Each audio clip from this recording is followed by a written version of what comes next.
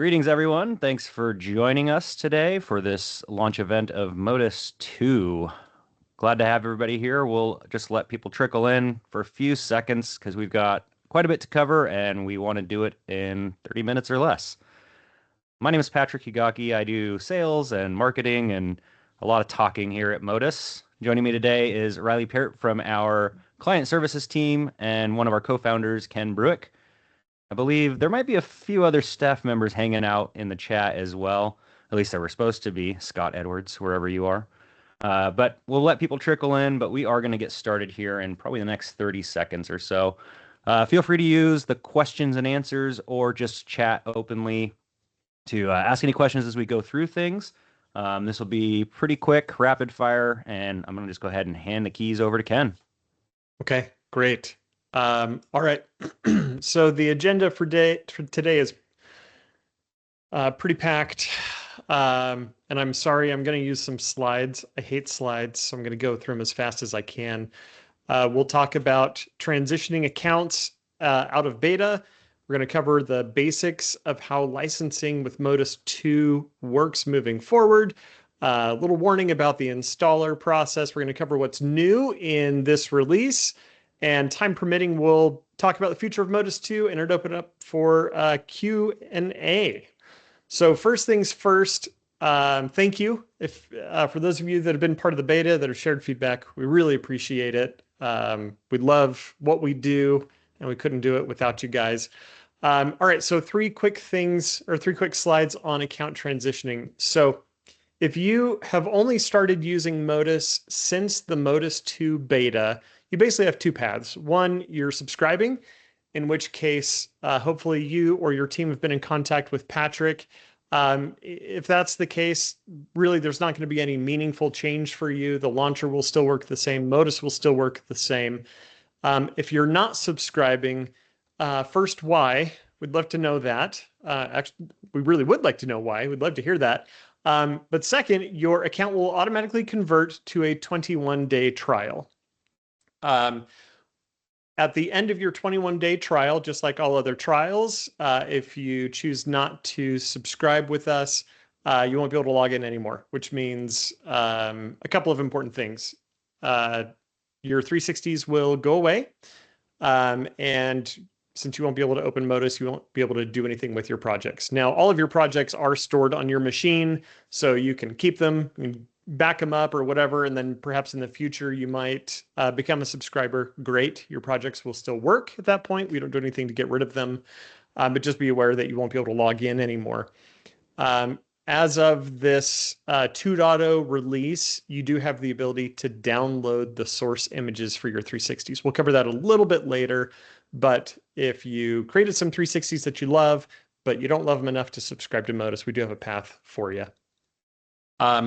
And as always, if you have questions on any of the account stuff, please reach out to either support or sales. Either is happy to help you.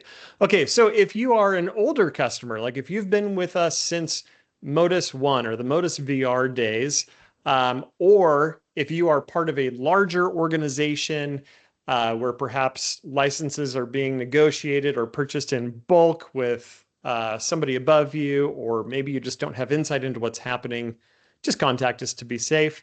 Now's a great time to have your manager hear from you if they haven't already, because again, you'll have about 21 days to get those things resolved. But we would much rather hear from you and respond and say, yep, everything is all good, no worries, rather than in 3 weeks have your account shut off and have you be in a panic. I would very much like to avoid that. Okay, so until your account transitions out of being a beta account, everything will stay the same. So we're going to start transitioning these accounts slowly and conservatively. And so for some of you, the switch is going to happen today. For some of you, it might happen in the sometime next week. What that means, though, is if your account is going to become a trial account, you might actually get a few extra days for free. Just the odds are in your favor. You're welcome. The impact, we're doing everything we can to keep this minimized. Our top priority is making sure that access to Modus is not disrupted. If anything is going to be disrupted or down for a little bit, it would be the account portal, just at account.modusvr.com. But again, if anything happens that seems out of the ordinary, just contact support. It might be, yep, we're just down for 30 minutes and you caught us at the wrong time, or it could be a sign of a bigger issue. Please don't assume that we're aware of any outages. Just reach out and let us know. Okay, and that's it. So, and again, if there are any questions live, feel free to jump into chat. Patrick and Riley are going to be fielding those, and if there's anything that I need to cover for everybody, those guys, as always, have my permission to interrupt me. Okay, so next we're going to cover really quick about the basics of the license. So while we were in beta, it was just completely wide open. We weren't worried about abuse or making money. But now it's time for us to be a little bit more deliberate with our systems and our ability to support them. So every licensed user can install Modus on up to 2 machines, and you can have one logged in at a time. So this is, we're doing our best to be really friendly to good faith actors here. So just a couple of examples of how this is going to work in practice. Let's say you've got it installed on 2 machines, and we're kind of looking for the scenario of maybe you've got a big powerful desktop at home or at the office, and you've also got a laptop that you lug around. If you go to install it on a 3rd machine, at the time of at that time we'll ask you, hey, you've exceeded your install limit. Which of these other machines would you like to deactivate? We're actually going to play it pretty fast and loose. You could go then reactivate another machine. And if you are like in a lab scenario where you've got lots and lots of machines, let us know. We can work with you on that. Once it's installed, you can only have one logged in at a time. So similar as installs, if you go to log in and you're already logged in elsewhere, 2 things are going to happen. We're going to ask you, hey, we're going to notify you, hey, you're already logged in elsewhere. And then we'll ask you, do you want to log off that other session? If you say yes, that other session will be closed down, but it'll give you an opportunity to save first. So really, for anybody acting in good faith, this shouldn't be an issue. But again, if you run into issues or if you have a compelling scenario that might need to change that a little bit, let us know and we can work with you on that. Okay, so next up, what is new in this release? So the very first thing is we changed the application name from Modus 2 Beta to just Modus 2. And unfortunately, that seems to be a really scary security threat for Microsoft. So all of the goodwill we've built up with Microsoft is now reset. So for the time being, for the next little while, every time you install, you're going to get this scary Windows protected your PC warning. These are signed builds. They are secure. I promise we haven't just all of the sudden started sending out malicious software. We just need to rebuild up our track record with Microsoft before this warning goes away. So please be patient with us on that one. There's not a whole lot we can do about it. It's pretty done. Okay, so the next thing is an unfortunate one. Biamp has requested to have their products removed from Modus. We're not going to get into all of the details, but just so all of you are aware, for manufacturers to participate with Modus, it is a paid program. So they do need to justify those costs. Full candor, it is really minimal. It's not a profit center for us, but it is still an expense for the manufacturer. So they have asked to hear from customers that this impacts. So if you are going to be disappointed that Biamp is leaving, if it's going to be a problem for projects in flight, or if you just think, well, that's a decision I disagree with, let them know. And Patrick O'Reilly, can you guys toss JP's email into there? If you do decide to email them and let them know, please be courteous about it. We're not trying to burn bridges or shame anybody. I mean, this slide is maybe a little shameful, but it's out in the open. But just let them know why. Like, hey, we sell Biamp, and it makes it easier to sell Biamp if it's in Modus. Or, hey, if we can't show Biamp, we're going to show somebody else. or just, hey, well, this kind of makes me think twice about selling BuyAmp. Whatever the reasons might be, please keep it professional and courteous. But also, please do let them know. The more they hear from our user base, the greater the chances we would be able to get them to participate again. Okay, so now we will jump into. Actually, and sorry. So if you currently have projects in flight with BuyAmp products in them, this is really important to cover. Um, those projects will continue to work and show BuyAmp products for quite a while, at least a couple more releases. So we're trying really hard not to cause any complications for you, but it would be wise to start phasing those out and replacing them with either generic products or similar products from other manufacturers. What is happening right now is BuyAmp products will no longer be available in the library. So you won't be able to drag out new instances of any of those objects, but they do still exist in the Modus code base for the time being. So you're okay in the short term. There's no reason not to update to this version of Modus, but you do want to come up with a transition plan so that it doesn't become a problem down the road when they are eventually removed from the application. Okay, with that in mind, then let's actually switch over to what's new in Modus. Okay, so as of, I don't know, the last hour or so, there is a new build available in Modus. So just like it's always shown up, you'll have that notification in the bottom left corner or up at the top. Moving forward, our release notes, and if you've been with us for a long time, you'll recognize the prettier release notes with videos and things like that. We'll cover some of the bigger things that are new in this release. But then, of course, I strongly encourage you to read all of the notes because I spend a lot of time writing them and also because there's a lot of good information in there. Okay, so let's see. One quick thing I want to cover while we're in the launcher. Your 360s now, when you select them, have an option to download the source image. So this is especially helpful for those of you that are switching over to a trial account. You can download the source image. Now, these images don't look normal. They're not ones that you would just want to blindly pass along in an email. They're all distorted and everything for a 360. But downloading the image does give you a path to be able to host these on your own. So this is also important for perhaps sensitive projects, government projects, highly NDA projects, things like that. That's where you get started. You download those. And then if you'd like help on hosting them, reach out to support@modusvr.com and we can give you some tips on how to display those in a website. We use an open source viewer that works quite well. And so we would just point you in that path. Okay, so now on to Modus. Some of the bigger changes in Modus are really, well, our biggest focus for commercial release was around stability. So there's a lot of bug fixes if you go read that list.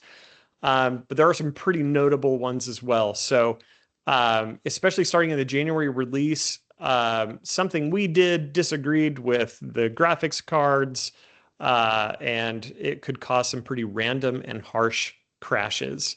That's been our primary focus. We have fixed the most common crashes we have seen, and we've shared that build with some of our users, or shared builds with that fix with some of our users to pretty great results. So if nothing else, download the latest version strictly for stability. We have also revamped our quality settings. So this applies to the viewport as well as photo and 360 rendering.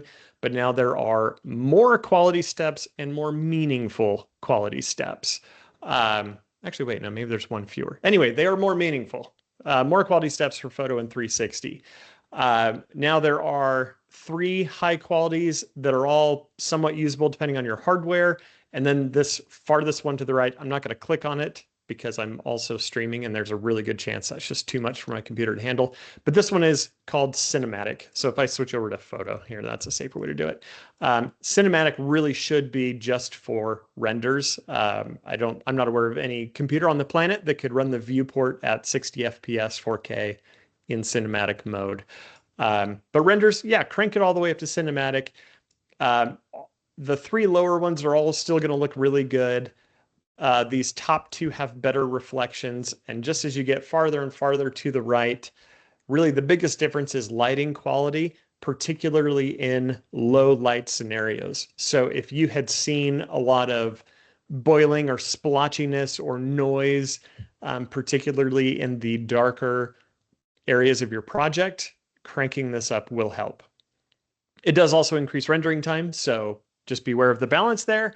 My advice is probably to stick with very high until you start noticing you need it. But I'm typically on cinematic all the time.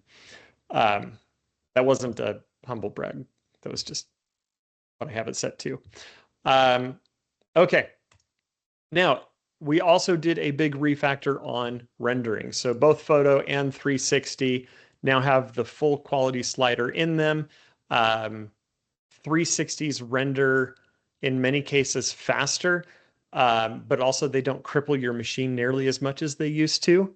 So in fact, we'll see what happens. This is kind of a risky thing to do while I'm doing so many other things. But basically now you have a slider that's actually moving rather than being locked into like two steps. The quality is better. It's taking advantage of all the other rendering improvements. And they also got a little bump in resolution, so they are sharper as well. Same thing with photo rendering. So anyway, if you've had any challenges with quality or stability during renders, now is a great time to try those again. The other big rendering enhancement is on in-camera renders. So previously, if you were inside of a camera view and you did a photo render, the lighting was noticeably worse. There was much more noise. In-camera photo renders now are at the same level of quality as all the other renders. So big thanks to the team on that one. It's a lot of effort to get there. Okay, so now all of that is like good stuff, but nothing earth-shattering in terms of usage of the tool. One of the biggest nice new features of this release is being able to rename objects. So, for example, I have a group here for option A and option B, and now I have named these. Let me increase my scale here just a little bit. So you can name these whatever you want. You can rename cameras to be more related to what their purpose is. You can rename walls so you know which ones you're turning off and on faster. Really nice quality of life improvement. To rename something, you just double click on it in the outliner, and you can do it there. Or you can select it in the properties panel and you can change it right there. So you've got two options, really nice and easy. With renaming, you now have the ability to search. So you can start typing in just the name and you can filter out everything in your project to quickly find something. So speaking of finding things, let's say let's say you have a really large project and you have found an object that you like, but you don't know where it is. Once it's selected, you can press F. This is something we added in the last release, but it's also received some love in this one. So when you press F now, you'll go right to it. This brings us to the next wonderful part about this release. We've added 10 new chairs. So we got a lot of feedback from users that were saying, hey, I'm having a hard time finding the right style of chair. We've added 10 new ones that cover a handful of scenarios, everything from task chairs to ballroom banquet seating to some of the classics from Herman Miller. Those are really nice to have in there. And then, yeah, be sure to play with the F key for focus because it's a lot of fun. Be sure to check out the release notes once you downloaded it. There's a handful of other things. We added a bunch of new products from Vadio, as well as a new QSys camera and another Aver camera. And that's about it for new features in this release that are show-worthy, noteworthy. And so in the remaining few minutes here, I want to talk a little bit about the future of Modus, what changes, what stays the same. And actually, I'll pause really quick. Patrick O'Reilly, do we have any questions in QA that would be helpful to cover? None yet, but please Crickets. feel free to field them into chat as they come to mind. Okay. Yeah. So if if you were with us in the Modus 1 days, life is pretty much the same. And if you've been with us through the Modus 2 beta, life is also pretty much the same. So we still plan on having regular releases. We'll have a greater focus on stability and QA before releasing. Now that it's a paid product, we need to be more careful with those things. But overall, everything else should largely stay the same. We still want lots and lots of feedback. We're still monitoring the forums. The feedback form still exists, so all of that will stay largely the same. Um, so hopefully, I mean, those of you that have taken advantage of it and reached out to us to give us feature requests, thank you. Like that's literally what drives the direction of the product. So please keep that up. Our release cadence will still likely be about the same. Early in the beta, we were releasing every several weeks. And then as we've gotten closer and closer to commercial release, those have gotten farther and farther apart. And so the January to April window, about a quarterly type release cadence is where we like to land. And that's about it. Things will largely stay like that. Hopefully you guys will continue to participate, give us feedback. And I think that's about it. Is there anything that I missed, Patrick O'Reilly? I think we covered it all. Wanted to keep this one short and sweet. Yep, I think that's the bulk of it. The release notes Ben Forrester is asking are in. I don't know. We haven't published on the web yet. No, not in the forum yet. They are on the launcher. So if you update, you should see them in the launcher.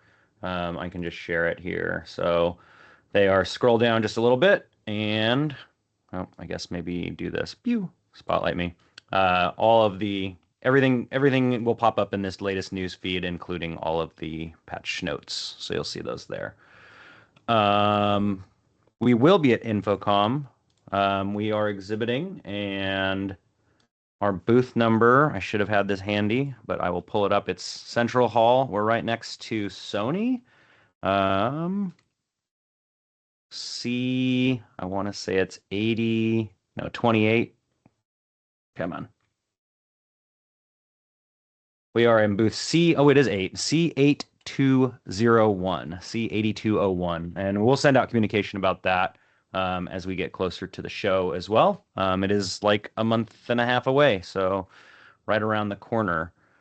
Release notes, Infocom. So got all that. If we don't have any other questions, we'll release class early. You can all go to recess and play kickball. In future releases, there are planned to tie Crestron 1 Beyond BRD files. I'm not familiar with BRD files. Ken, are you? We don't have any plans to do that. Mostly we get somewhat sporadic requests for it. We're always interested. We've also received similar requests for like Sennheiser. But reach out to us afterwards, Sean. I'd love to talk more about it. Better understand how you see that working. But we don't have any current plans to do it, but there's always an appetite. So would you mind emailing just ken@modusvr.com and we can start a conversation? Awesome. Very cool. We'll That's stick my around email. until the top of the hour in case anybody else has questions. But with that, thank you all for your support for the last 9 months. We made a baby. It's just called Modus, and it doesn't have hair, but that's okay. Thank you all again for participation, feedback, everything. We really do appreciate it greatly. And we look forward to the next 9 months or 18 years or however long until, He's 25 these days. it's 25. Oh, man. We got a ways to go, but and hopefully those of you who are at Infocom, we will see you there. Yes, Stan, we will be sending out. So anybody that registered for the webinar will get an emailed video copy of it. I don't know that we'll publish the slide deck separately. I suppose we probably could. I don't know how Ken built that. So, but yeah, the recording will definitely have it quickly. There might have been typos. But yeah, we'll send out that recording as soon as this wraps up. As soon as I finish the meeting, I just push a publish button and it should show up in your inboxes. Gerald, thank you. And again, thank you everybody for joining. We do appreciate it greatly. Have a great afternoon. Thanks, everybody. Oh, Pierce, I don't know if that's a wave or if he raised his hand, but he's here and he registered. Good to see you, Pierce, and everybody else. Thank you again. Hopefully Pierce wasn't 25 minutes late. It was 23. He accidentally clicked it. Perfect. Thanks, Pierce. Have a good one. Christian, thank you. Stan, thank you. Thank you all. Aaron Rubner music from iCart TX. Good to see you. Stan, thank you very much. Have a good one. All right. So I'm going to go ahead and end it, but chat will remain open. There's still a few people here, but my guess is they just walked away from their computers. They're eating lunch. But chat will stay open for another 5 to 10 minutes. So thanks again. Have a good one.